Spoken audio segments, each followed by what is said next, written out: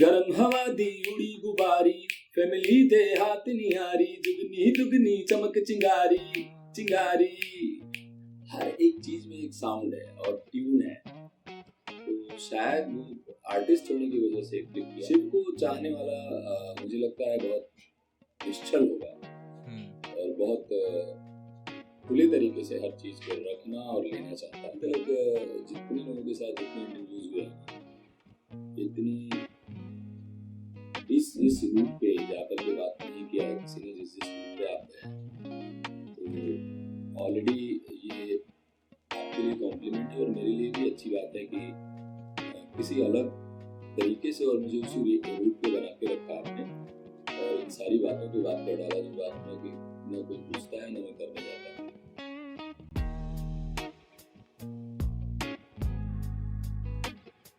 Hello everyone, नमस्कार। Convo with Krishnansh के इस एपिसोड में आप सभी का स्वागत है। आज हमारे साथ जुड़े हैं ब्रिजेश शांडिल्य जी। कैसे हैं सर आप? नमस्कार। सुपर, नमस्ते ब्रो। बहुत ही अच्छा। आप बताइए कैसे हैं? मैं बहुत अच्छा हूँ। आपने जहाँ तक मैंने आपके बारे में रिसर्च करते वक्त मैंने देखा, तो आपने इंटरव्यूज कई किए हैं, बट पॉडकास्ट आई गेस ये आपका पहला है, राइट? या बिल्कुल सही। ओके, तो कॉन्वो विद कृष्णांश में आपका कैसे पता चला ये मैं सर आप सर शायद आप खुद को जितना नहीं जानते होगे ना, अब मैं आपको जान चुका हूँ। इतनी ज्यादा रिसर्च कर ली मैंने आपके बारे में। Thank you so much, thank you so much. And convo with Krishnansh में सर आपका बहुत बहुत स्वागत है और मेरा सौभाग्य है कि मेरे शुरुआती दौर में आपके जैसे कलाकार इस शो पर आए। Thank you so much sir. नहीं, हमेशा ही यही होना चाहिए कि कोई स्टार या कोई बड़ा पैदा नहीं होता है, उसे हम जैसे लोग और हमें और वैसे लोग प्रमोट किए हैं तो हम यहाँ तक हैं। Right, very very true. और ये चीज मैंने ऑब्जर्व की आपके इंटरव्यूज देखते वक्त कि आप बहुत बहुत ज्यादा आप ग्राउंडेड हो। मतलब ऐसा लगता नहीं है कि आप इतने बड़े बड़े हिट्स दे चुके हो बॉलीवुड में, और क्योंकि आप अपने शायद एक काम को अलग रखते हो और अपनी निजी जिंदगी को आप एक अलग रखते हो। शायद इसका ये सीक्रेट है, राइट? वो मेरे लिए सीक्रेट नहीं है, मेरा है ही ऐसा कि काम के टाइम में काम कर लिया, उसके बाद में मुझे बिल्कुल जैसा मैं हूँ वैसा ही जीता। उसको सर पे लेके उसका बोझ नहीं होगा। और सर आप उत्तर प्रदेश से हो, मैं भी उत्तर प्रदेश से हूँ। और अरे वेरी गुड। कहाँ से हो बाबा? मैं वेस्टर्न उत्तर प्रदेश से हूँ, गाजियाबाद के गांव से, कुनहेड़ा गांव है हमारा, तो वहां से मेरी रूट्स हैं। और ये मैंने नोटिस किया कि उत्तर प्रदेश वाले थोड़े से होते हैं हम्बल, बहुत ज्यादा ही, है ना? बहुत। हाँ, हम्बल होते हैं बहुत ज्यादा। और नेचुरल बातचीत में ही अगर वो उधर से आया है तो उस रूट से आया है तो बिल्कुल बिल्कुल बिल्कुल। नहीं तो अगर आप वो वहां से किसी मेट्रो सिटीज में ही पैदा हुए हैं तो वो सारे रूट बदल जाते हैं। करेक्ट करेक्ट, ये हुआ है सर मेरे साथ। और ये मैं थोड़ा सा अपना दुर्भाग्य मानता हूँ कि मेरे को वो टच मिल नहीं पाया।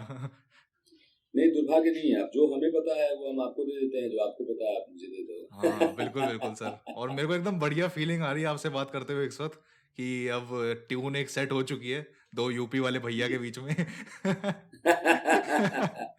तो सर मैं पहले आपको इंटरव्यू और पॉडकास्ट का एक वो बताता हूँ कि आपने इंटरव्यू अभी तक बहुत सारे किए होंगे।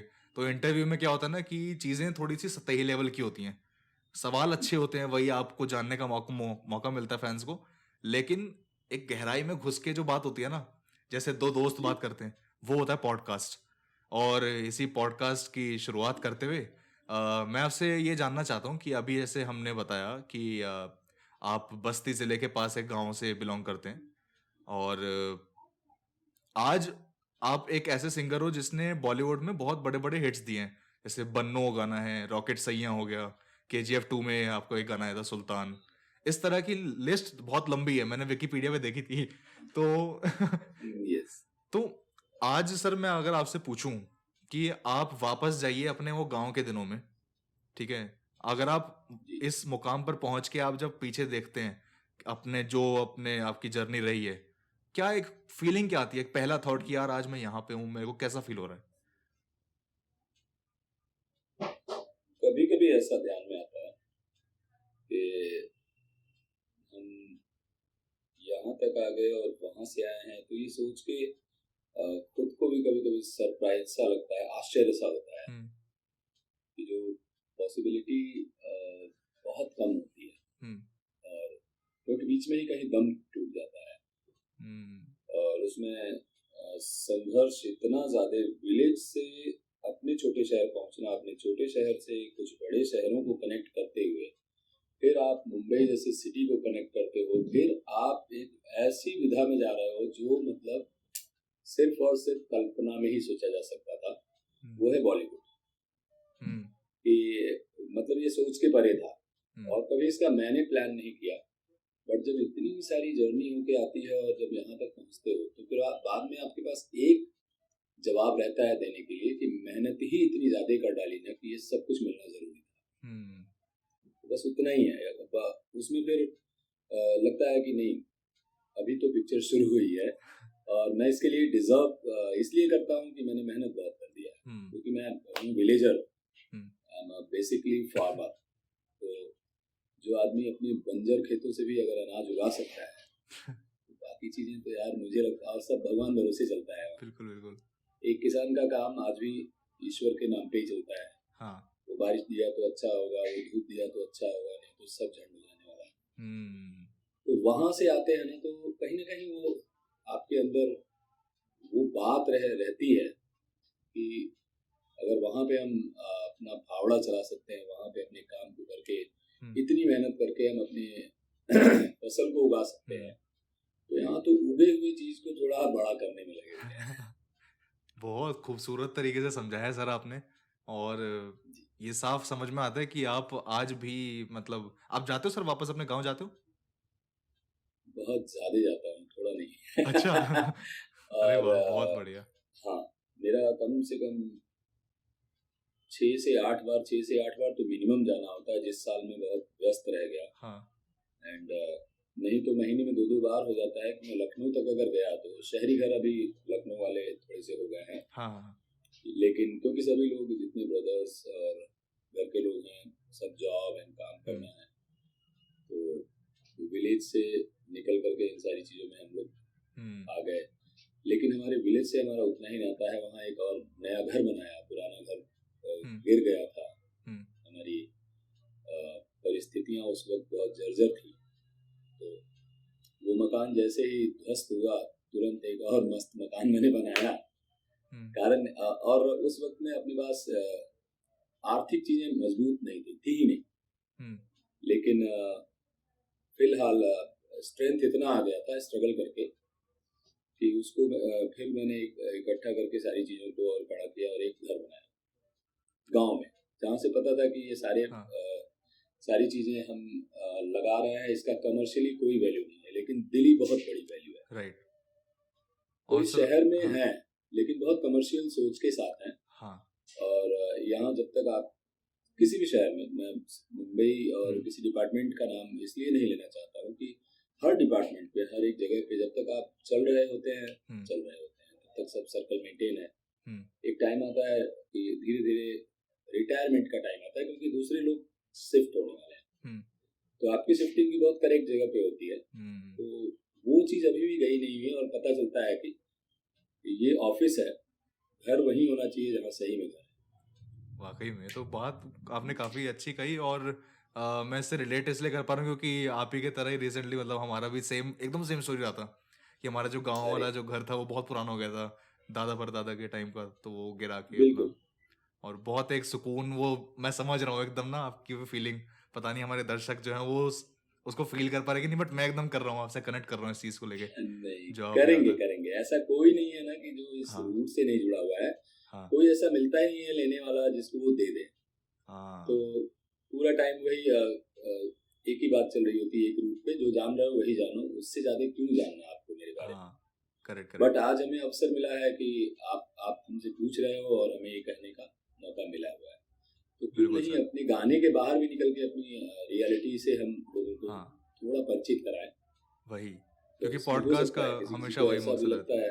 राइट। कभी कभी किसी को लगता है कि इतना ज्यादा गहराई में क्यों जाना, लेकिन अब अपने पास गहराई है तो जा रहे हैं, नहीं होता तो नहीं जाते। बिल्कुल सर। अभी तो सर आप सवाल मेरे को आपसे बहुत सारे पूछने हैं, क्योंकि मैंने जितने आपके इंटरव्यूज देखे वो उसके अंदर आपके करियर के बारे में बहुत सवाल थे, लेकिन मैं आपको जानना चाह रहा था, आपके भीतर के वो एक इंसान को जानना चाह रहा था आज के इस पॉडकास्ट से। लेकिन हम धीरे धीरे करके बढ़ते हैं आगे और धीरे धीरे करके गहराइयों में जाएंगे, और मैं एक चीज मेरे दिमाग में और थी कि आज के वक्त में बॉलीवुड इंडस्ट्री या जो हिंदी फिल्म इंडस्ट्री है उसको लेके कहीं ना कहीं एक नेगेटिविटी है, राइट? और मीडिया में, सोशल मीडिया पे कुछ कुछ नेगेटिव चीजें होते हैं, बॉयकॉट के ट्रेंड्स चलते हैं। मैं सर आपसे जानना चाहता हूँ कि आप जब बॉलीवुड के अंदर इतना क्लोजली आप काम कर रहे हो और आपने इतना कोर में जाके बॉलीवुड के काम किया है, आपके बॉलीवुड को लेके क्या थॉट्स हैं? आपका कैसा एक्सपीरियंस रहा था? मेरे लिए भी जैसा सबका एक्सपीरियंस है वही मेरे लिए भी है, क्योंकि अ, सभी अगर खुश हैं तो मैं भी खुश हूँ। सभी कहीं ना कहीं बॉलीवुड में वर्कआउट करके या फिर और भी जितने तरीके से जो चीज़ें नेगेटिव कुछ एक लहर चल रही है, तो उसका असर हम पे भी है। और ऐसा नहीं है कि हम उस समाज से नहीं हैं जो लोग ये कर रहे हैं। मैं उस समाज से भी हूँ, उस सोसाइटी से भी हूँ जहाँ से ये सारी चीज़ें हो रही हैं। ये कोई अलग दुनिया नहीं है कि हम दूसरे इंद्रप्रस्थ पे ये सब चल रहा है और हम नीचे से बाहर देख रहे हैं। हमारे ही लोग हैं, हमसे भी बात होती है सबकी। और लेकिन इतनी तकलीफ में है कि अभी यहाँ पे मैं उधर का भी पहल इधर नहीं कर पाता हूँ और इधर का भी पहल उधर नहीं कर पाता हूँ, क्योंकि फाइनली मैं दोनों मतलब बात वही हो गई कि तुम ही शून्य हो तुम ही इकाई। तो उधर भी मैं ही खड़ा हूँ, सोसाइटी भी मैं ही हूँ, और बॉलीवुड में हम गा रहे हैं तो बॉलीवुड भी मैं हूँ। ये भी इज्जत बचाना मेरा काम है और उनकी भी भावनाओं को समझना हमें जरूरी है। तो दोनों का एक बेहतरीन जो है एक समझौता होना चाहिए प्यारा सा, कि आप क्यों तकलीफ में हो और हमारी तरफ से क्या तकलीफ हुई है, दोनों एक मिल के रास्ता निकालें। ये तो डिस्कशन है एक प्यारी सी, एक दिन के डिस्कशन में ना ये सारी चीजें हल हो सकती हैं। बट प्यार से सभी लोगों को कनेक्ट होकर इन सारी चीजों के लिए एक्सेप्ट करनी चाहिए अपनी अपनी बातें, और फिर एक नई फसल उगाओ। क्योंकि ठीक है, पिछला फसल खराब हुआ, अगला फसल लेके आओ। तो है तकलीफ भी है और सफर सभी लोग कर रहे हैं। तो जाहिर सी बात है कि मैं कोई बहुत बड़ा स्टार नहीं, मैं बस काम शुरू कर पाया हूँ। तो हम लोग किस लेवल पे सफर कर रहे हैं और कर रहे होंगे, वो बिल्कुल कहने के हिसाब से खत्म नहीं हुआ, बयान नहीं कर सकते, वो चल रहा है। राइट। क्या बॉलीवुड के अंदर ये मतलब एज एन आउटसाइडर आप आए थे बॉलीवुड में, तो क्या आपको लगा कि एक बायस है, वो जो एक डिबेट चलता है नेपोटिज्म और आउटसाइडर्स वगैरह का, क्या ये है ऐसा? नहीं, ये थोड़ी मुझे तकलीफदायक बात लगती है कि राजा के घर अगर लड़का पैदा हुआ है तो राजकुमार ही होगा ना।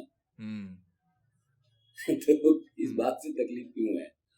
लेकिन बाहर के लोग अंदर अगर नहीं आ रहे होते तो आज इतने सारे स्टार्स लाइन से हैं, जो OTT से लेके आयुष्मान खुराना जी हैं, हमारे सुशांत भी थे, राजकुमार राव हैं, नवाजुद्दीन हैं, ये सभी बड़े स्टार्स जो आज बने हुए हैं बाहर से ही तो हैं। ये तो मतलब चलिए कि 2-4 नाम गिना रहा हूँ मैं, लेकिन आज के टाइम में जितने स्टार्स आपको दिख रहे होंगे, कार्तिक आर्यन है या जो भी लोग हैं, ये क्या खानदान से थोड़ी ना आए हैं, इनकी फिल्मी विरासत में थोड़ी ना लोग हैं ये। तो मैं खुद भी हूँ, मैं बिल्कुल फिल्म तो मैंने कहा मैं कल्पना के परे थे मेरे, तो सपोर्ट से ही आया हुआ। अब आप किसी चीज को जिद बना लो कि ये वाली फिल्म में मैं क्यों नहीं साइन हुआ, अच्छा तो ये फला प्रोडक्शन से इनका नाता है, पर्सनल रिलेशन है, तो ऐसा हो गया। जैसे आज के टाइम में कुछ भी गड़बड़ हो रहा हो तो लोग एक ही बात करते हैं, फला के साथ उनका अच्छा संबंध है इसलिए वो बच गए, या ऐसा हो गया। नहीं, ऐसा नहीं, वो तो रिलेशन आपका आपने खानदान से कमाए हैं, चाहे आप बनाए हैं। हमारे पिताजी अगर डॉक्टर थे तो अगला भी चाहता है कि हमारा बेटा डॉक्टर ही हो। क्यों स्ट्रगल करवाएगा कि बेटा तुम फॉर्चून की शॉप खोल लो ना, कभी नहीं। ये बातें नहीं समझ में आती है। नेपोटिज्म कहीं कहीं चल सकता है लेकिन लगातार नहीं, क्योंकि बहुत ही आर्टिस्टिक फील्ड है ये, और यहाँ आर्टिस्ट ही चाहिए। यहाँ घूस देके प्यून की नौकरी नहीं लगानी है। अगर कोई मतलब नेपोटिज्म के बल पे घुस भी जाता है तो हमने कई ऐसे एग्जांपल देखे हैं कि फिर वो सस्टेन नहीं कर पाते। सस्टेन वही कर पाता जो वाकई में टैलेंटेड होता है। लगातार वो देखने को मिला है कि ऐसा जिन घरों से इतने बड़े बड़े चेहरों को स्टार बनाया गया है, यश जी की बात कर रहा हूँ, YRF, वहाँ पे खुद उदय जी खुद इतने बड़े घर के बेटे हैं कि उनके प्रोडक्शन से लोग आते हैं, स्टार बनते हैं, मेल फीमेल कोई भी हो। और लगातार लोग आगे आते हैं और बाहरी लोग ही आते हैं, ऐसा नहीं है किसी स्टार के बेटे को लेके काम कर रहा है। और वहीं उदय जी हैं, चाहे तो अपने लिए कितनी फिल्में क्रिएट कर लें, बॉलीवुड छोड़िए ना, हॉलीवुड से भी कुछ कर सकते हैं। बट ये सब बातें थोड़ा लगता है मुझे तकलीफ समझने की जरूरत है एक दूसरे की।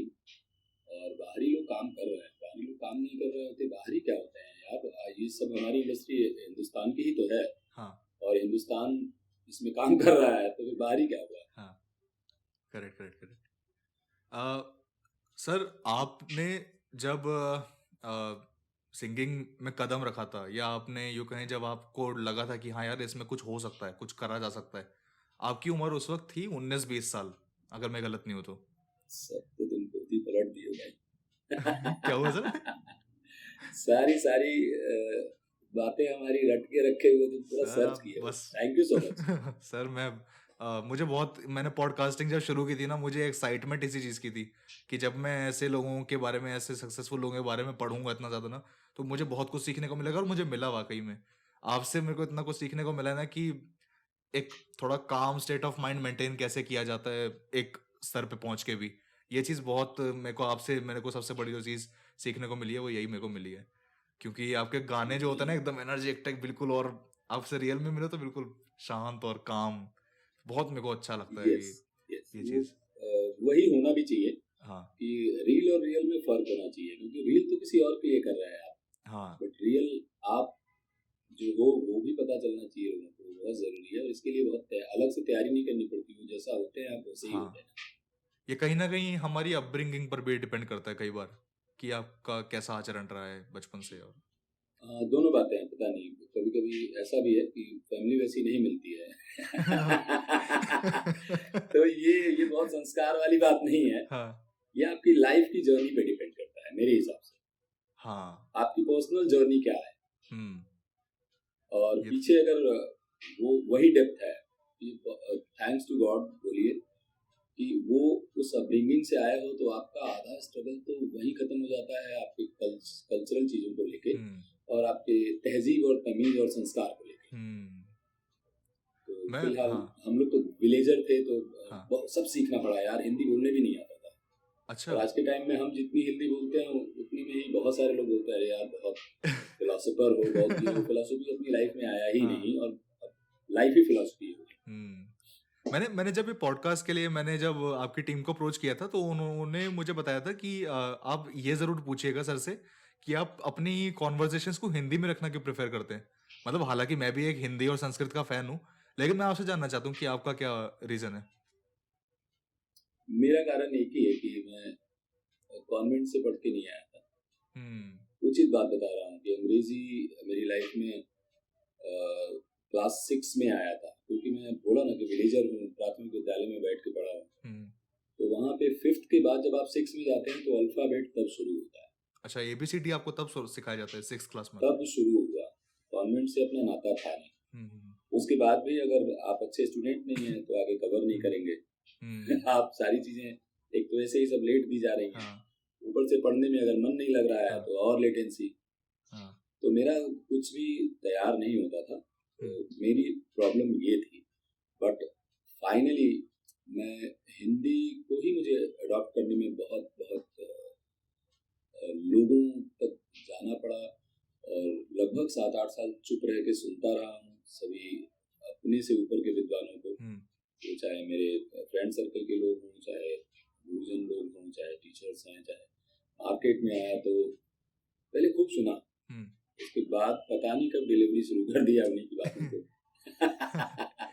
तो हिंदी के बारे में ये कहना है कि मतलब हिंदी इसीलिए बोलता हूँ कि मेरी मजबूरी थी कि बड़ी मुश्किल से मैं इसमें ही इन चीज़ों को ले पाया, और थैंक गॉड कि हिंदी संभाल के बोलने आता। हाँ, वंडरफुल सर।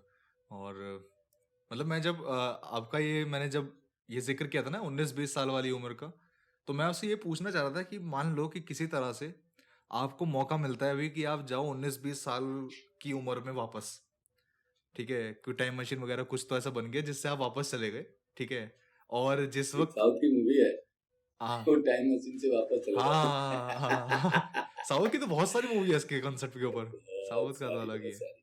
हाँ, तो ऐसा हो अपने साथ। हाँ, तो जैसे मान लीजिए आप वहां पे वापस चले गए और आप देखते हो एक 19-20 साल का लड़का है जिसका नाम ब्रिजेश शांडिल्य है, जो आगे जाके बहुत बड़े एक सिंगर बनने वाले हैं।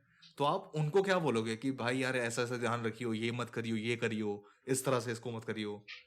क्या क्या आप उसको एडवाइस देने वाले हो? पहली बात तो याद रहना चाहिए 19-20 की एज में जा रहा हूँ अगर वापस, हाँ। तो ये सारे 42 वाली बातें याद आनी चाहिए। करेक्ट। क्योंकि रिवर्स अगर गए तो हो सकता है फिर हम सारी चीजें, हमारी इधर की चीजें ब्लैंक हो जाए, हाँ क्योंकि वो चिप हो हाँ। ना हो। और अगर रह गया तो मतलब मैं लिटरली अपने पूरे इलाके का बहुत खूबसूरत टीचर बनूंगा और उन्हें बिल्कुल बताऊंगा कि ये नहीं करना है, ये करना है, ये नहीं करना है, ये करना है। और उसके बाद बोलूंगा कि इतना जानने के बाद अब तुम्हारे दिल को जो अच्छा लगे वो करो। वाओ। ये फ्रीडम बिल्कुल देना जरूरी है, क्योंकि इतने गुरु मत बन जाओ कि तुम्हारी सारी एक्सपीरियंस उसके लिए जरूरी लागू होते हैं। हाँ, ये जरूरी नहीं है, क्योंकि सही बात। उसके स्ट्रेंथ, उसका एनर्जी लेवल अलग होगा। हाँ। और हाँ, ये है कि उसे दायरे बता दीजिए ताकि अलर्ट रहे, हाँ और जिस चीज में उसको घुसने का मन हो घुसे भी, हाँ। क्योंकि वो उसका एक्सपीरियंस होगा। तो कोई तो एक पीस करना ऑफ भी एडवाइस अगर आप देना चाहो, सिर्फ एक, सबसे महत्वपूर्ण, मान लो मैं ही हूँ, मैं पूछ रहा हूँ हाँ जी भैया चाहिए। बताओ क्या करना चाहिए मुझे, तो आप क्या बोलोगे? सिर्फ एक piece of advice. One liner, जो भी कर रहे हो टूट के करो, गिर जाओ उस पर पहाड़ की हम्म। तरह, सफल हो जाओ। बहुत, ये तो मैंने आजकल एक्सपीरियंस किया है सर अपने अंदर भी, कि मैं जब करता हूँ ये सारे काम ना, मैं खो जाता हूँ, मैं, मेरे को पता नहीं रहता क्या समय क्या हो रहा है, तो बहुत अच्छा आउटपुट भी निकलता है। और मैं अभी जब आपसे बात कर रहा था, अभी तक हमारी जितनी भी कॉन्वर्जेशन हुई है, उस वक्त मैंने ये नोटिस किया है, और आपके गानों में भी मैंने नोटिस किया है कि आपका अध्यात्म की तरफ एक अलग ही दीवानगीपन है। और सेम सर मेरा भी, मतलब आप तो मेरे को अपना यंगर सेल्फ समझ लो कि मेरे को चीज़ें सारी आपकी सेम सेम हो रही हैं। तो मैं सर पर्सनली महादेव का बहुत बड़ा भक्त हूँ, इसके अलग अलग अरे रीजंस हैं। बाप रे। हाँ, तो मैं बहुत बड़ा, आप देख रहे हैं ना, रुद्राक्ष भी पहना हुआ मैंने, तो महादेव का मैं बहुत बड़ा मेरा भक्त अभी हूँ। टूट गया है, मैं इसलिए हाँ। निकाल दिया जस्ट 4-5 दिन पहले ही। अच्छा अच्छा, तो आप मतलब आप किस भगवान की तरफ आप ज़्यादा इंक्लाइंड हैं? भगवान अपनी लाइफ में, जैसे पहले तो ये है कि मुझे लगता है कोई एनर्जी तो है जो मुझे चलाती है, सुप्रीम पावर कोई बिल्कुल बैठा हुआ है। बिल्कुल। उसकी दुनिया कौन सी ये भी नहीं मालूम है। हो सकता है कि अब हम पता नहीं क्या कर रहे हैं, कहाँ हैं, कौन सी हम लोग यहाँ क्रिएट कर लिए हैं कि ये जो है वो दिल्ली है, वो नोएडा है, वो हाँ गाजियाबाद हाँ है। हाँ बट ऊपर वाले की नज़र में ये कुछ भी नहीं है। हाँ। Correct correct. जस्ट लाइक जैसे हम चींटियों की दुनिया देखते हैं, हाँ। किसी एनिमल्स जहाँ पे वो रहते हैं, जिस तरह की अलग अलग तरह के हम्म। जो छोटे छोटे हाँ हाँ हाँ। कीड़े मकोड़े हैं, उन लोगों के भी तो घर होते हैं, उनके भी तो रूट होते हैं, उनके भी लोग होते हैं। तो सेम ना हमारे ऊपर कोई जो होगा उसके हिसाब से हम वही हैं जो मैं बोल रहा हूँ। और हमने मोहल्ले बना रखे हैं, तो हमारे लिए हमने सोसाइटी गढ़ी हुई है एक, कि ये बड़ा पॉश एरिया है, ये बड़ा 3 BHK है, ये बड़ा बंगलो टाइप का है, ये कार बड़ी महंगी है, वो बड़ी सस्ती है। ये दिमाग में हम लोगों को क्रिएट कर दिया गया। तो हमें फिलहाल थोड़ा सा धक्का दिया गया है, लेकिन मैं मानता हूँ कि ईश्वर जिसको जो चुनना है चुन लो, क्योंकि वो आपकी लाइफस्टाइल है जो आप चुनते हो। आपने कृष्ण चुना है, आपने शिव चुना है, आप ब्रह्मा चुन रहे हो, आप हनुमान जी चुन रहे हो। ये आपकी अपनी चॉइस है। जिस स्ट्रेंथ के हैं, जिस सोच के, स्ट्रेंथ नहीं बोलेंगे इसको, जिस सोच के हैं वो लाइफस्टाइल वाला भगवान आप चुन लीजिए अपना। जो साम दाम दंड भेद ज्यादा करना चाह रहा है वो कृष्ण की तरफ बहुत आकर्षित होता है। हाँ। उसको सब चाहिए, सर्वाहारी होगा वो। शिव को चाहने वाला मुझे लगता है बहुत निश्चल होगा, और बहुत खुले तरीके से हर चीज को रखना और लेना चाहता होगा। और अपने पास बहुत रखने की चॉइस उसकी नहीं होती, बहुत नहीं बल्कि बोल सकता हूँ नील होती है। उसको पता नहीं क्यों ये कॉन्फिडेंस रहता है, ओवर कॉन्फिडेंस रहता है कि ये मेरे साथ नहीं होगा, और सचमुच में नहीं होता है। क्योंकि मैंने देखा है, और दूसरों को खुश रख के ना वो बहुत खुश रहता है। आप भी शिव भक्त हो क्या सर? फैन हूँ, भक्त नहीं बोल सकते, फैन हूँ, अच्छा। क्योंकि इतना ज़्यादा परेशान नहीं रहता हूँ कि आज वो दिन है, ये नहीं करना है, शिव जी का दिन है तो आज मुझे इतनी बार माला जपनी है, रुद्राक्ष ऐसे रखना है, हाँ खाते समय निकाल देना है ना। हाँ मैं उस तरह की चीज़ें मैं खुद पहनना पसंद करता हूँ, हाँ। और चीज़ें क्योंकि है वो मुझ में अपने आप ही आया, किसी किसी को फॉलो भी नहीं करता हूँ, कोई गुरु गुरु भी नहीं है हाँ कि जिन्होंने बोला है और वो करूँ, क्योंकि अभी तक मुझे ऐसा लगता है कि मैं ऐसे किसी पर्सन से नहीं मिल पाया जिसको मैं बोलूँ कि ये गुरु है मेरा। क्योंकि same. जिस आदमी की ना जो खाली बुक पढ़ के आया होगा, जो किताब पढ़ के आया होगा, वो हमेशा किताब की तरह उसी लाइनों के शब्दों पे कीड़े मकोड़े की तरह चलते हैं। बट आप अगर खुद वो जर्नी कर लिए हो और आप स्वयं उस किताब की तरह हो गए हो, खुद किताब हो गए हो, तो आपको वो पढ़ने से ज्यादा उसकी प्रैक्टिकल लाइफ पता हो चुकी है। तो उन सारी चीजों की वजह से बहुत कुछ रियलाइज होता है, और जब कोई फैक्ट बात करता है तो बिल्कुल लगता भी है, ऐसा नहीं कि ढीठ है कि आप हर चीज को अब इतना अनुभवी हो गए हैं कि कोई बात ही सुनने को तैयार नहीं। जो नहीं मालूम है वो बोलो, वो लेना है, और जो मालूम है उसमें चढ़ नहीं जाएंगे। जब तुम मुझे बताओगे, इतने साल का एक्सपीरियंस है, बिल्कुल सुनेंगे और उसके बाद में उसमें एक हेल्दी डिस्कशन के साथ अपनी बात रखते हैं और उनकी बात सुनेंगे, दोनों फिर मिलजुल के मान लेते हैं उस बात। तो शिव जी का थोड़ा सा लाइफस्टाइल और शिव जी का ऑरा मुझे पसंद है। और स्पिरिचुअल इस आध्यात्मिक होने के लिए आपको बहुत कोई कंठी माला पहनने की जरूरत नहीं है, चोला पहनने की जरूरत नहीं है। आपका सोल बिल्कुल खुश रहना जानता है, किसी को दुखी नहीं करता है, तो आपसे बड़ा स्पिरिचुअल कोई है ही नहीं। बिल्कुल। मेरा तो सर मतलब काफ़ी जैसा आपने कहा, मैं भी मुझे इतना नहीं, मतलब थोड़ा जैसे ब्राह्मण फैमिली से हूँ तो मुझे थोड़ा सा आइडिया है कि क्या पूजा पाठ विधि विधान रहता है ना। आप भी ब्राह्मण फैमिली से ना, राइट सर? जी जी जी। हाँ, तो हमारा भी जैसे शांडिल्य गोत्री है मेरा भी तो हम लोग, अच्छा, हाँ हम सेम लीनियज के ही हैं मैं कह रहा हूँ ना, इसलिए कुछ तो वजह रही होगी कि हमारे में इतनी सिमिलैरिटीज निकल रही हैं जी जी। शांडिल्य मैंने गोत्र इसीलिए लगाया कि मुझे लगता था कि मैं आर्टिस्ट बनूं, मैं किसी वाद में नहीं कि ये बिरादरीवाद जो चल रहा है बिल्कुल सदियों से चल रहा है, और अभी भी इस पे तमाम कबड्डी खेले जा रहे हैं वो बात नहीं चाहिए मुझे। मुझे अच्छा इंसान चाहिए, अच्छा पर्सन चाहिए। तो इसलिए मैं इतनी सोच के साथ गहराई में नहीं गया था, लेकिन मुझे शांडिल्य साउंड बहुत अच्छा लग रहा था। तो मेरे दादाजी बार बार कहते थे कि हमारा गोत्र है, गोत्र है। गोत्र के बारे में मुझे नहीं मालूम कि गोत्र क्या होता था उस वक्त, लेकिन मुझे ये शांडिल्य सुन के बड़ा अच्छा लगा था। तो जब हम आर्टिस्ट बनने चले थे ना, उसके पहले ही निर्माण पहले अपने नाम के आगे शांडिल्य का किया, और त्रिपाठी मैंने ऑफिशियली आज भी वही है। कई बार फ्लाइट वाइट हमारे उल्टे पुल्टे बुकिंग हो जाती है, क्योंकि लोग क्रेडिट नाम से ही जानते हैं। और जितने आदान प्रदान होते हैं आर्थिक, वो भी इसी चीजों से होती है। तो वो नाम शांडिल्य इसीलिए रखा मैंने, राइट, कि एक अच्छा साउंड है। हाँ, सुनने में अच्छा लगता है, तो है। हाँ, और एक्चुअली सर मतलब एक कलाकार को जब मिलते हैं तो ये सबसे अच्छा रहता है, सबसे एक आइडियलिस्टिक अप्रोच ये रहती है कि अगर आप कलाकार से मिल रहे हो तो पहले उसकी कला से मिलो। तो मतलब जैसे मैं भी ये थिएटर कर चुका हूँ कुछ साल, तो मुझे वो खुशी पता है जब मैं जाता था और मेरे को ऑडियंस में से कोई पहचानता था, आपने वो भी रोल किया था ना वहाँ पे, तो मेरे को एक वो खुशी होती थी कि मेरे को जब मेरे काम के नाम से जाना जाता है। तो सर थैंक यू सर। मैं आपसे जब मिला था ना, मैं सबसे पहले आपकी कला से मिला हूँ, और वो इस तरह से कि जैसे जब लॉकडाउन चल रहा था तो मेरे पिताजी का वर्क फ्रॉम होम चलता था उस वक्त। तो हाँ, तो थोड़ा सा टेंस माहौल होता था घर में ना उस वक्त, की वर्क फ्रॉम होम चल रहा है यार, कुछ वो ना हो जाए। हाँ, तो सुबह सुबह ना मेरे पिताजी एक हनुमान चालीसा चलाते थे, Hanuman Chalisa super fast by Mister Vijay Shandilya. Oh my God. और मैंने वो जब पहली बार ही सुनी थी, मैंने कहा यार ये हरिहरन जी वाली नहीं है, वो टी सीरीज वाली तो नहीं है, ये कुछ अलग है।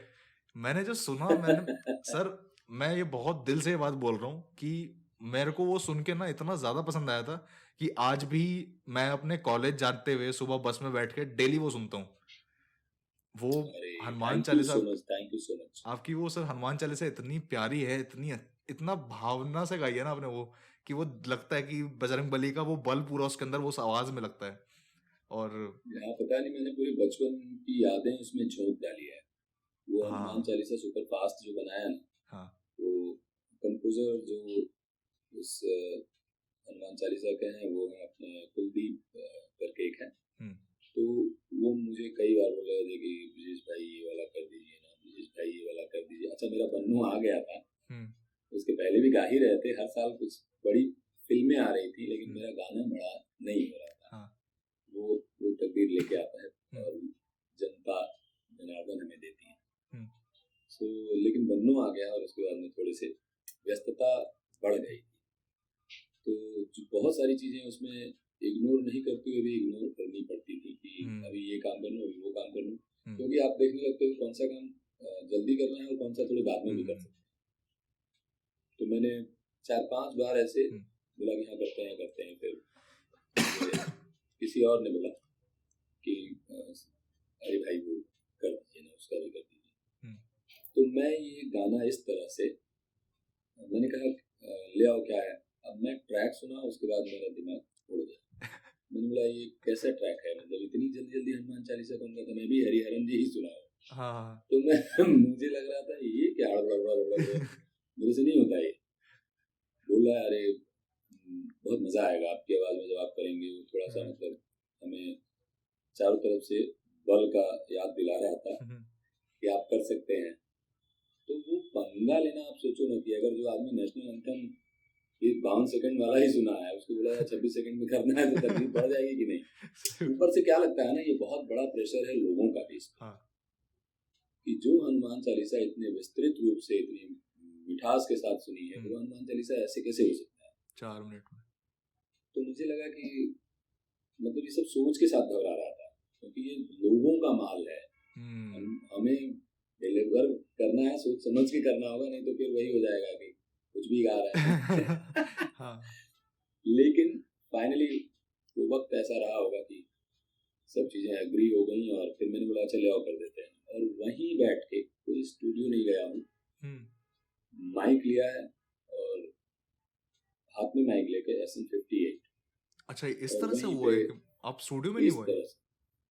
वाओ। नॉर्मल घर में हुआ है जहाँ पे कोई साउंड प्रूफ मामला नहीं है, और ट्रैक लगा के कान में हेडफोन डाला और माइक लेके ऐसे बैठ के सोफे पे मैं बनाता गया, गाता गया, बनाता गया, गाता गया। कंपोजर कुलदीप ही है, एक उन्होंने जरूर उसका ट्रैक तैयार किया था, एक चाल बनाई थी उन्होंने, लेकिन इसको उस तरह से चौपाई और ये सब रामायण और इन सब में लाने के लिए कुलदीप के साथ साथ मेरी भी यादों का बहुत योगदान है इसमें। तो वो इस तरह से बन गया था क्योंकि बचपन से हम लोग रामायण, हमारे अगल बगल कहीं होता था, अखंड रामायण हो रहा है या रामचरितमानस चल रहा है या सुंदरकांड हो रहा है, जबकि उधर लेना देना कुछ नहीं है, लेकिन अपन तो सिंगर बनना था, तो कहीं ना कहीं सबकॉन्शियस में था, हर समय साउंड ही अंदर रह गया ना, तो उन चीजों का इस्तेमाल हुआ और मैंने गा के दे दिया। तो बंदे ने कुछ दिन बाद बोला कि ये गाना, ये भजन आ रहा है। बोला ठीक है, आ रहा होगा, कोई ध्यान नहीं। ठीक 7-8 महीने बाद इसको मिलियन में जब मैं व्यूज देखा, किसी ने मुझे सुनाया कि भाई आपका हनुमान चालीसा, तो अच्छा मुझे लग रहा है कौन हनुमान चालीसा मैं, क्योंकि प्रोफेशनली जब कुछ किया जाता है ना और जिसका कुछ तरीके से कहीं गए हुआ है वो तो याद रह जाता है। लेकिन रास्ते चलते कोई बोल दिया ये गाना सुना दो, उसके बाद बोलो कि ये गाना याद है क्या, तो नहीं याद है। तो इस तरह से हुआ था, लेकिन ये इतना अच्छे से ऑर्गेनिकली इतना बड़ा मार्केट पकड़ेगा हमें बिल्कुल नहीं मालूम था। और अभी मुझे लग रहा है 2 साल हो रहे होंगे, 2 साल या 2-4 महीने कि आज के टाइम में 140 मिलियन से ऊपर इसका व्यूज है। और मैं खुद लगातार पता नहीं कहाँ सुन रहा हूँ, मतलब इसका कोई क्षेत्र नहीं है, हनुमान जी हर जगह लगे पड़े हुए हैं। तो मैं खुद, और इतने मैसेजेस आते हैं, इतना सब कुछ आता है कि मैं सुन के हैरान रहता हूँ। बहुत सारे कंपोजर्स भी मुझे कॉल किए जो लोग नोन है, इनके गाने बड़े हिट हैं, तो लोग बोले यार कैसे किया था, मैंने बोला ऐसे ही हो गया। तो जो चीजें होनी होती है ना, वो आप उसका बहुत प्लान नहीं पता होता है। प्लान आप करिए अच्छी चीजों के लिए, अच्छी पॉलिश करिए, सब करिए, लेकिन क्या अच्छा होगा ये नहीं मालूम। और अभी जस्ट मैंने थोड़े दिन पहले, 5-6 महीने पहले, एक और फिर वो कंपनी, इस गाने के बाद वो एक कंपनी बिल्डअप किया बंदे ने, अच्छा। जिन्होंने करवाया था हाँ वो, हाँ। और भक्ति भजन के नाम से वो उनका एक चैनल ही बन गया। हम्म, और आज के टाइम में डिवोशनल बहुत सारे गाने हम्म, उनके आते हैं। इवन उसमें मैं डिवोशनल भी काफी मुझसे अब गवाने लगे वो, हम्म, क्योंकि उनको लग गया, बहुत सारे भजन निकाले होंगे, फिर उन्हें ये लगा कि नहीं, ब्रिजेश की गाए हुए चीजों को लोग ब्रिजेश की वजह से भी जानते हैं। हम्म, तो एक वो भी एक रूट बना, क्योंकि हरि हाँ, जी गाने तो बहुत सारे गाए हैं, लेकिन हनुमान चालीसा भी लोग जानते ही हैं। हम्म, तो इसी चलते हुए टाइम में ही ना सब कुछ आपको देना है। Correct correct. तो ये किया, और अब भी एक हनुमान चालीसा रिकॉर्ड किया, वो भी उन लोगों ने डाल दिया है भक्ति भजन चैनल्स पे, जिसका जिसका नाम है हनुमान चालीसा पावर। पावर मैंने सुना सर। और वो 2 मिनट 42 सेकंड का हाँ है। हाँ। लेकिन आप उसको सुनेंगे तो बहुत क्लीन और बहुत ही साफ और भी तगड़ा। करेक्ट। बट मैंने जैसे मुझे याद है कि मेरी नानी ने मुझे बोला था कि बेटा हनुमान चालीसा सुना है या पढ़ा कर डेली। तो फिर मैंने सर्च किया था रैंडमली स्पॉटिफाई पे कि यार हनुमान चालीसा, तो एक तो हरिहरन जी की आ रही थी, सेकंड नंबर पे हनुमान चालीसा सुपर फास्ट लगती, मैंने सुपर फास्ट चीज़ क्या है ये तो वो मैंने सुना, फिर अच्छा, मेरे को याद आया पापा भी यही चलाया करते थे उस पे, तो इस तरह से नहीं, आपकी। बहुत बहुत थैंक यू सो मच। पापा को भी आप बोलना कि बिल्कुल। मैं उन्हें थैंक्स बोल रहा हूँ हाँ कि वो उसे सुने, जैसे भी सुने, और सुनते हैं इस बात के लिए भी अगेन थैंक्स। बिल्कुल सर। और ये चीज़ मैंने आपके जैसे जो आपने वो बताया भक्ति भजन वाला जो आप बता रहे थे, जो आपने अभी रिसेंटली शुरू किया है कई सारे भजन गाना, तो उसमें मैंने एक जी। आपका सुना था काल भैरव अष्टकम। और हाँ, काल भैरव अष्टकम सर, काल भैरव जी यानी अगेन महादेव, इनकी तरफ मेरा एक इंक्लिनेशन है, वो कई सारे उसके रीजन है। मैं काशी गया था तो वहाँ मंदिर में कुछ ऐसा हुआ था जो मतलब आमतौर पे होता नहीं है लोगों के साथ में। एक बहुत अजीब सा, कुछ अजीब सा क्या मतलब, मैं सही शब्द अगर यूज करूँ तो वो बहुत चमत्कारी कुछ हुआ था मेरे साथ में उस दिन। अच्छा। मेरा काल भैरव जी की तरफ इंक्लिनेशन हुआ उस दिन से। और मैं जब भी, मैं बहुत, मेरा अगर कोई पूछे आंख बंद करके कि आपका फेवरेट क्या है जो आप सुनना पसंद करते हो, तो मैं आंख बंद करके काल भैरव अष्टकम बोलूंगा। और मैंने जब आपका वो चैनल देखते हुए मैंने देखा ना कि आपने काल भैरव अष्टकम भी गाया, मैंने कहा जी। बस यहाँ मैं क्लीन बोल्ड हो गया हूँ तो मैं सर जानना चाह रहा था बहुत कि मुश्किल है, बहुत मुश्किल। एक वक्त था जब आप हिंदी बोलना, आपने जैसे बताया कि आपको थोड़ा स्ट्रगल होता था। आज ये वक्त है जब आप संस्कृत के स्तोत्र और अष्टकम गा रहे हो, तो वो एक्सपीरियंस कैसा होता है कि आप जब एक संस्कृत, एक पुरानी काल एक भाषा के अंदर आप एक गाना गाते हो या कुछ अष्टकम गाते हो, तो वो कैसा एक्सपीरियंस होता है? जो मैं संस्कृत कैसे गा लेता हूँ, मैं आज तक नहीं सोच पाया। अच्छा। और फिर अगेन मुझे ऐसा ही लगता है कि यही बोलना उचित होगा कि साउंड का गेम है, कि जो चीज़ आपको पसंद आने लगती है ना, हर एक लैंग्वेज का अपना स्कैनिंग है, हम्म, उसकी चलन है, और कंपोज है, हम्म, ठीक है ना। तो संस्कृत में जो स्वर बद्ध किया जाता है, संगीत में जब उसे पिरोया गया, फिर उसे एक उसकी टेम्पो बनाई गई, रिदम बनाया गया, तो उन सारी चीजों के साथ जब वो आता है ना, तो ददी ददा ददी ददी ददा ददा ददी ददी ददा ददा ददी ददा ददा ददी ददा, तो शब्द आप पहले नहीं पकड़े, पहले आप साउंड पकड़े।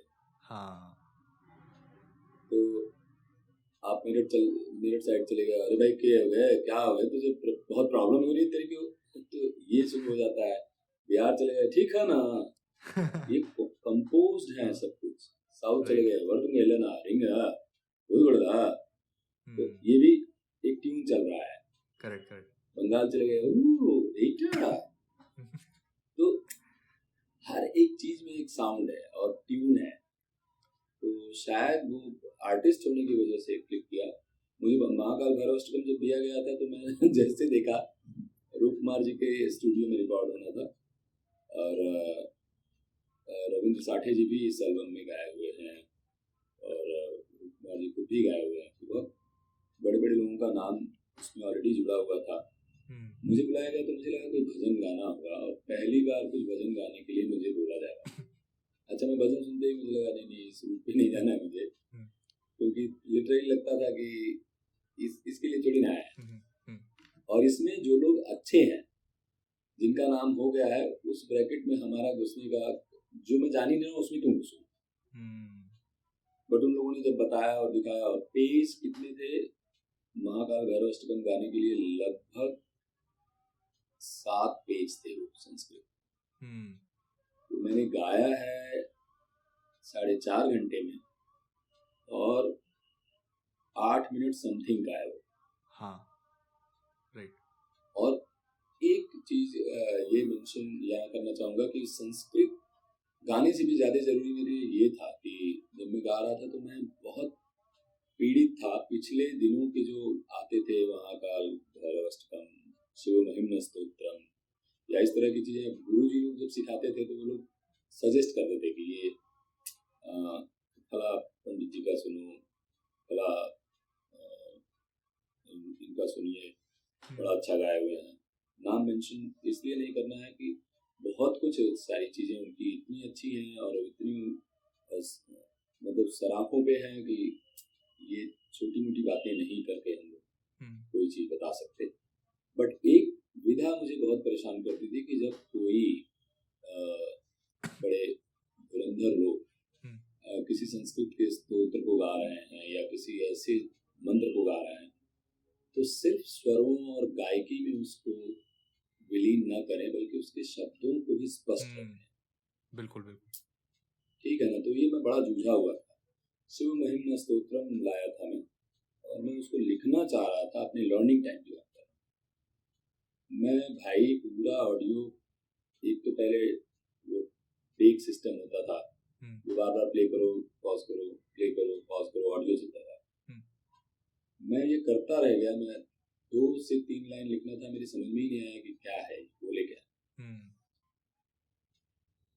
तो इतना जूझा था मैं, और मैं ही नहीं, मैं अच्छे अच्छे लोगों को बोला क्या बोल रहे हैं, तो लोग बोले मुझे भी समझ में नहीं आ रहा है। और जो गाने वाले लोग थे, थोड़े बड़े लोग थे, तब मुझे लगा कि यही इसको ड्रॉप करते हैं ये प्लान, और देखा जाएगा आगे। तो मैं फिर जब अपने पे बारी आई, तो वो लगभग जो 12-14 साल पहले जो वाकया मेरे साथ गुजरा था, वो मेरे दिमाग में फिर बैठा था। और मैं डिलीवर यहाँ इसलिए ऐसा करने लगा कि कोई सुने ना तो लिख ले एकदम, उसको जरूरत ना पड़े कि लिरिक्स देखनी है, इतना स्पष्ट हो, इतना स्पष्ट हो। और मुझे उसमें कोई ज्ञान नहीं। संस्कृत में मैं कुछ भी, मैं संस्कृत का पीरियड छोड़ देता था, मैं पढ़ने नहीं जाता था। तो मुझे सिर्फ एक ही चीज याद है आज तक, किस्सा माने वह, उसके आगे कुछ नहीं मालूम। हाँ। तो लेकिन जब टाइमिंग आया तो अपने काम को परफेक्ट करने का टाइम था, और उच्चारण तो बहुत ध्यान दिया। और कंपोजिशन तभी अच्छी आएगी ना जब प्रोजेक्शन अच्छा हो। बिल्कुल बिल्कुल, उसका साउंड का मजा आएगा। जो अच्छे पंडित लोग होते हैं, आचार्य होते हैं, जब वैदिक मंत्रास आप सुनोगे तो उसमें लगता है कि यार उसको कुछ हवा भर रहा है बॉडी। साउंड का वो मंत्र सुनने के लिए क्यों बोला जाता है? क्योंकि वो साउंड का ही तो गेम है। वो पूरी इंजीनियर्ड होते हैं वो सारे मंत्र, 100%। जो वाइब्स आपके सारे लॉक खुलते हैं, चक्रास खुल जाते हैं। हाँ, करेक्ट करेक्ट करेक्ट। तो अब इसके बारे में कौन ही बोले, सारी कथा सुन जाते हैं लोग, और बेवजह लगता है उनको जल्दी संकोचे उठा जाए, प्रसाद दिया जाए, और खाना क्या है वो बताया जाए। कच्चा केला। कच्चा केला वो भी सब डाल देते थे लोग। आप खाइए, उसके बाद 2-3 घंटे आपके गले में प्रॉब्लम शुरू। हाँ बिल्कुल बिल्कुल। ये चीज काफी मैंने मतलब जब मैंने आपका भी सुना था, और एक अगम अग्रवाल करके हैं सिंगर, तो उन्होंने भी काल भैरव अष्टकम गाए। तो मैं जब काल भैरव अष्टकम सुनता हूँ ना, तो मैं सिर्फ जैसे जितने भी वैसे स्तोत्रम जितने होते हैं, श्री हरि स्तोत्रम हो गए, या फिर रुद्राष्टकम हो गया, या शिव तांडव स्तोत्रम, तो जब भी मैं सारे स्तोत्र या अष्टकम सुनता हूँ ना, मैं फिर सामने ना लिरिक्स खोल लेता हूँ, और उनके वो वाले खोलता हूँ जिनके वो मतलब भी लिखे होते हैं। उसके बाद जब आप एक ये स्तोत्रम वगैरह सुनते हो, वो भी आपकी जैसी आवाज के अंदर, और आप साथ साथ उसका मतलब जब समझते हो कि उसके अंदर वो कहना क्या चाह रहे हैं, कि भानुकोटि भास्वरम, मतलब जिनका सूर्य के जैसा तेज है, और ये जो चीजें आप इमेजिन करते हो ना, वो फिर एक बहुत अलग लेवल की फीलिंग होती है, जो मैं शायद डिस्क्राइब भी नहीं कर सकता। उसके अर्थ के साथ अगर सारी चीजें सुनते रहते हैं, हाँ, तो आपको वो सारी हीलिंग्स मिलती हैं। राइट। आपको सर कुछ भी याद है इसका स्टैंजा वगैरह काल भैरव अष्टकम का? नहीं, उठाना पड़ेगा, नहीं तो हम गड़बड़ नहीं करेंगे। अब इतनी सारी अपने ही हाथों से उसको कैसे धुल दें। हाँ, सही बात है, सही बात है। और जिस वक्त करते हैं तो 100% उसमें पहले समाते हैं, घुसते हैं, हाँ, उसे जीते हैं। Okay, okay. तो उसे मुझे भी करना होगा, तो मैं खुद भी रियाज पे बैठूंगा थोड़ा हम्म, सा, फिर उस जोन में जाऊंगा। हम्म, अभी मैं जस्ट रिकॉर्ड करके आ रहा हूँ बहुत सारे फिल्मी गाने, अच्छा। और अचानक महाकाल भैरव अष्टकम में चले जाएंगे, सही बात है। स्वयं महाकाल त्रिशूल लेके हमको भगा देंगे। बिल्कुल सही बात है सर। जी, अभी मतलब आप थकान नहीं हुई आपको कि जैसा आपको लगा कि यार अभी तो रिकॉर्ड करके आया हूँ, अभी एक पॉडकास्ट भी करना है?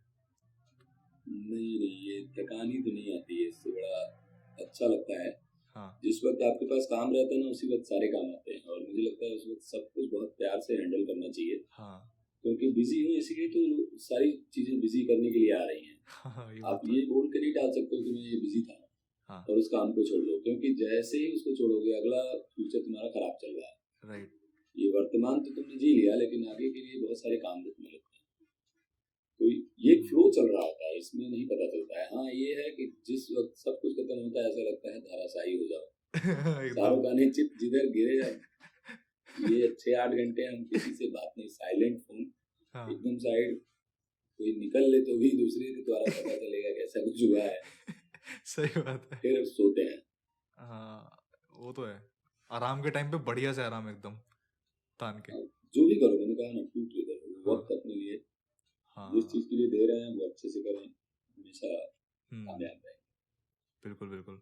आपका सर म्यूजिक इंडस्ट्री के अंदर आपका कोई आइडल है? कोई ऐसे जिनको आप एडमायर करते हो? नहीं, झूठ नहीं बोलूंगा। अच्छा, कोई नहीं, मतलब जिनको आपको देख के लगता है यार ऐसा बनना है या इनसे सीखने को बहुत मिल रहा है, ऐसा कोई? सच में ये सब मेरे प्लान में कभी न था, न है, और न रहेगा। किसी के जैसा नहीं बनना है। हम्म, सबकी कुछ कुछ क्वालिटी जो पसंद आती है, उन चीज़ों को अडॉप्ट करो। हम्म, तो उसमें तो सभी लोग आते हैं, और जरूरी नहीं है आर्टिस्ट है, हम्म, आम पर्सन भी हो सकता है, एक बच्चे से भी आ सकता है। हम्म, तो ऐसा कुछ मेरी लाइफ में ये है कि इनके लिए ही करूँ या ऐसा ही बनूँ, हम्म, या मेरा ड्रीम ये है। ड्रीम यही है, गाते रहो जब तक वो गाते रहो, हम्म, खूब गाओ, जी भर के गाओ, सब जो जो मन करे वो करो। आपका मतलब ऐसा ऐसा कभी कोई एस्पिरेशन है कि, या फिर एक दो चीज़ होती हैं कि एक होता है कि इस स्टेज तक आकर कहीं ना कहीं व्यक्ति को ऐसा लगता है कि यार अब जितना हमको कमाना था, जितना हमें पाना था, अचीव करना था, वो अब पा चुके हैं, अब बस अब अपना नॉर्मल चल रहा है, चलते रहेंगे, एक सैचुरेशन आ जाता है उस ग्राफ में। आपका कोई है, एक एस्पिरेशन है कि भाई यार अभी भी मैं कोई चेज करना है? ये जो आपने बोला अभी, आपकी सारी बातों का एक जवाब है। मेरी लाइफ में ये बिल्कुल ही नहीं आया हुआ है हाँ, कि मैं ऐसा सोच लूं कि जो पाना था वो पा लिया, और ऐसा, क्योंकि सचमुच में जो डिजर्व करते हैं अभी भी नहीं मिला हुआ है, उसका जद्दोजहद चल रहा है। हम्म, और कुछ ऐसे हौच पौच का टाइम भी है ये म्यूजिक का थोड़ा, कि उन चीज़ों में लेटेंसी सी चल रही है सभी का, ये मेरा नहीं, बहुत सारे लोग जिस चीज़ के लिए वो डिजर्व करते हैं वहाँ तक नहीं है वो। और बहुत सारी चीज़ें ऐसी चल रही हैं जो लोगों को पसंद भी आ रही हैं। ये हौच पौच तो वाली कहीं आपने जो कहीं बात कही, थोड़ा अगर आप एक मतलब शॉर्ट में अगर आप समझा सकें तो। शॉर्ट में मतलब ये कि आज के टाइम में जिस तरह का एक मोनोटोनस म्यूजिक चल रहा है, अच्छा वैसे। और उस पे वर्क जैसा होना चाहिए नहीं हो रहा है, हम्म, और जो जिन लोगों को एक्चुअली इसमें होना चाहिए वो काम नहीं कर रहे हैं, जिन लोगों को नहीं होना चाहिए वो बहुत आगे आ गए हैं।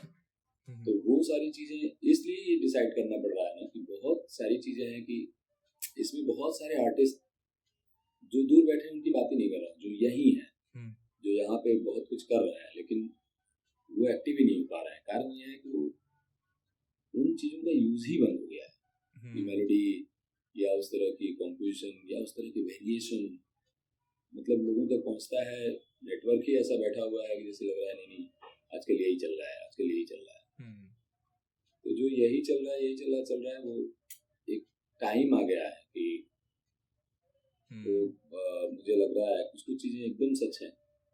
हम लोग तो, मैं अपने आप को आर्टिस्ट अभी भी नहीं मानता, क्योंकि अच्छा, जब बात आती है, बड़े बड़े गाने बजाने वाले लोग बोल जाते हैं कि मतलब अभी तक तो मैं ठीक से गा नहीं पाया, ठीक से प्ले भी नहीं कर, बजा भी नहीं पाता हूँ। लिखने वाले बोलते हैं कि अभी कुछ लिखा ही नहीं, हम्म। और उनके नाम पे कितने लोगों की प्रोफाइल खड़ी हो जा रही है। तो सेम हालत थी, मैं तो आर्टिस्ट ही नहीं, मैं सचमुच में पता नहीं कैसे गा लेता हूँ, कैसे कर लेता हूँ, हर रोज सरप्राइज रहता हूँ। लेकिन जो मेरे से भी बेहतर लोग हैं वो कितने पीड़ित होंगे, कितने लोग मतलब यूं ही इस पीड़ा में निकल लेते होंगे और पता नहीं चलता होगा कातिल कौन है, क्योंकि पूरा मार्केट, पूरे लोग मिलके मार दे रहे हैं। तो ये कहीं ना कहीं है हमारी, हमें इस चीज के लिए जैसे पीड़ित है ना, कि जिस चीज से पीड़ित हुए या तो जिद पे चल रहा है, बैकआउट कर रहा है, तो म्यूजिक के लिए भी लोगों को लिखना चाहिए, ये कहना चाहिए कि प्लीज इसे ठीक करें, इसे सुधारें, इसे कुछ हमें जो चाहिए वो दीजिए, न्यू जनरेशन को जो चाहिए दीजिए।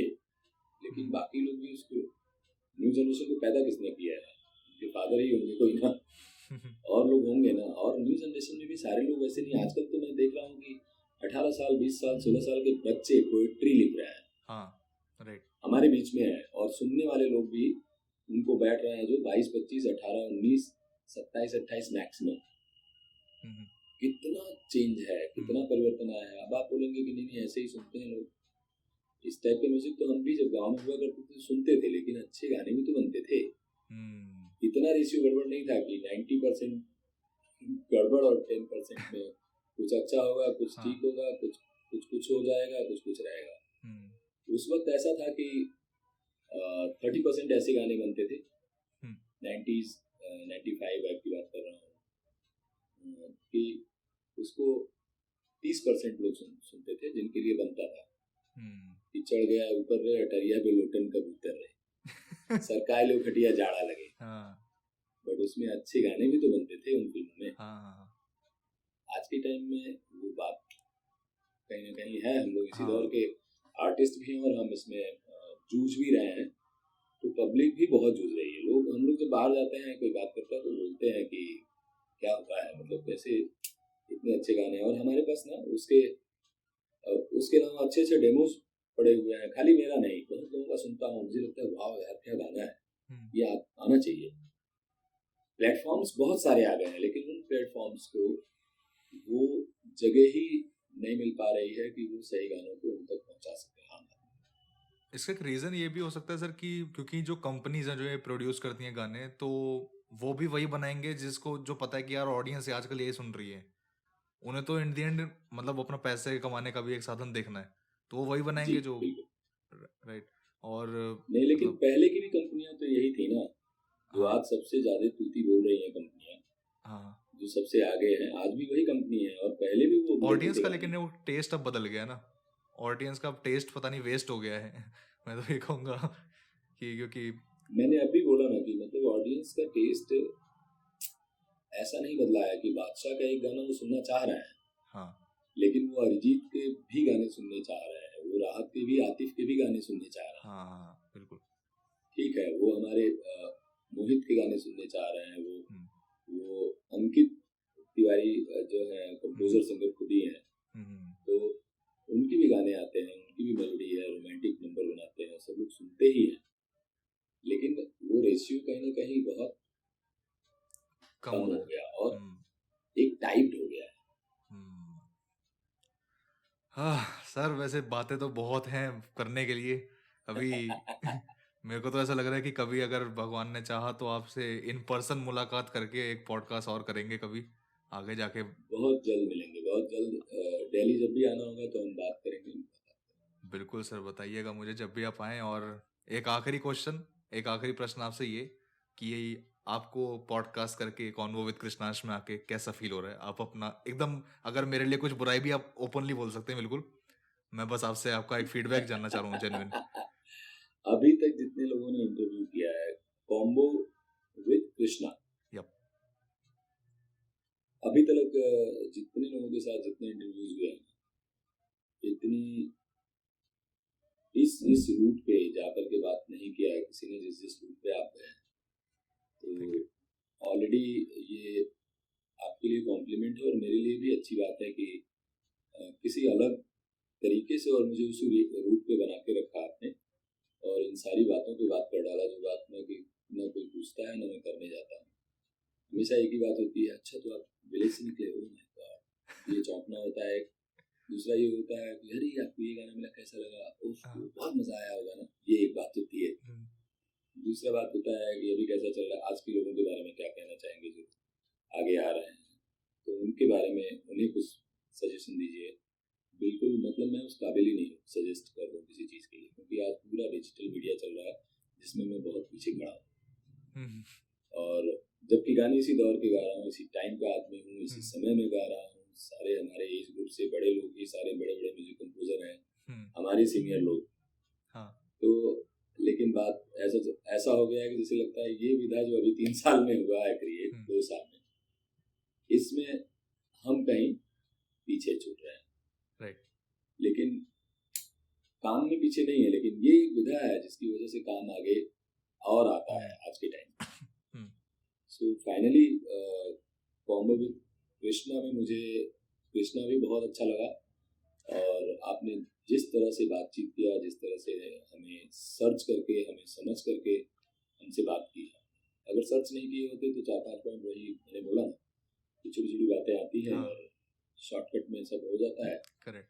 कुछ लोग हैं, जैसे उन लोगों ने बहुत अच्छा किया है, मेहा करके है जो इश्क एफएम, तो वो करती हैं, वो बहुत अच्छा इंटरव्यू हुआ था, और हम लोग लिटरली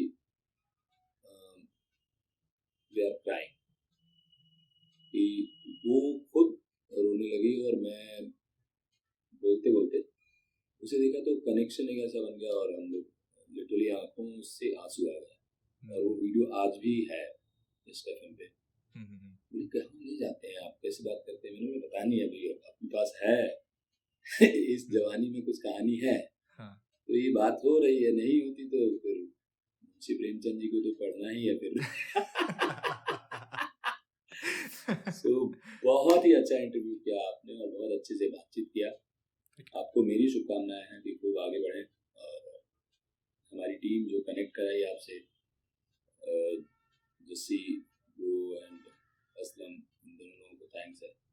बिल्कुल, मुझे आशा नहीं थी सर कि अग्री कर देंगे, क्योंकि मतलब मेरे को बहुत, मेरी दिल से चाहत थी कि ब्रिजेश सर हाँ कर दें किसी तरह से। मैं सोच रहा था अगर ये नहीं होता तो मेल वेल भी करूँगा, किसी के थ्रू ट्राई करूँगा, बट आपकी टीम इतनी सपोर्टिव थी, असलम सर और जसी सर, तो इन दोनों को बहुत हाँ, एक तो मैं बहुत ऑनेस्टी के साथ, मुझे लगता है कोई भी नया पर्सन हो, कोई चॉइस लेके अगर मुझे चूज किया है तो क्यों नहीं करना चाहिए, बिल्कुल करो। और कोई फर्क नहीं पड़ता है, हम भी तो नए ही हैं, और जितने आ रहे हैं नए लोग ही आ रहे हैं। अगले 6 महीने बाद और 2 चेहरे 4 चेहरे तो हमारी इंडस्ट्री में नजर आएंगे। तो कोई ना कोई तो हाथ देगा, तो वो अवसर तुम क्यों नहीं ले लेते हो, हम ही क्यों नहीं ले लेते हैं कि चल भाई आओ आगे बढ़ते हैं। मुझे लगा था सर आपको ये रीज़न आपका एक्सेप्ट करने का यही रहा होगा। मैं आज सुबह सोच रहा था ये चीज़ कि सर ने एक्सेप्ट कैसे किया, तो मुझे लगा था कि क्योंकि आप जानते हो कि वो कैसा फील होता है एक शुरुआती दौर में होना, तो आपने उस वजह से एक्सेप्ट किया। Thank you so much sir, आप हमारे साथ जुड़े, और मुझे बहुत ज़्यादा खुशी हो रही है, एक अचीवमेंट मेरे को फील हो रही है कि आपको एक अच्छा अनुभव मैं दे पाया इस पॉडकास्ट में। और मेरी उम्मीद ऐसी है, मेरी आशा ऐसी है कि हमारे जो लिसनर्स हैं जो हमको सुन रहे हैं, उनको भी एक बहुत अच्छा एक कॉन्वर्जेशन ये लगा होगा। और आपके कुछ सवाल कुछ जवाब हों इस पॉडकास्ट से रिलेटेड, आप कमेंट सेक्शन में छोड़ सकते हैं। Thank you so much sir. एक बार ही आप अपनी आवाज में आपका कोई फेवरेट गाना प्लीज एक एंड करने के लिए। मेरा फेवरेट या मेरा ही गाना सुनना चाहेंगे, क्योंकि मेरी आवाज ही पहचान है। आप ही का मतलब तो आप ही का जो आपको सबसे अच्छा मेरा लगता है। मेरा ही एक गाना मैं गा देता हूँ जिससे लोग मेरे चेहरे को भी और मेरे नाम को, मेरे सारी चीजों से परिचित हो जाएंगे।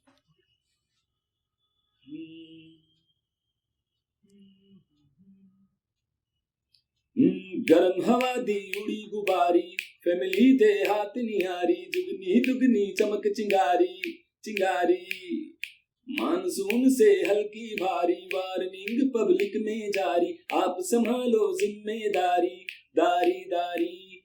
तो बात बात कर दी है, हाथ वात मार दी है, बैठे कभी ना बैक सीट, बनो तेरा स्वैगर, लागे सेक्सी, बनो तेरा स्वैगर, लागे सेक्सी।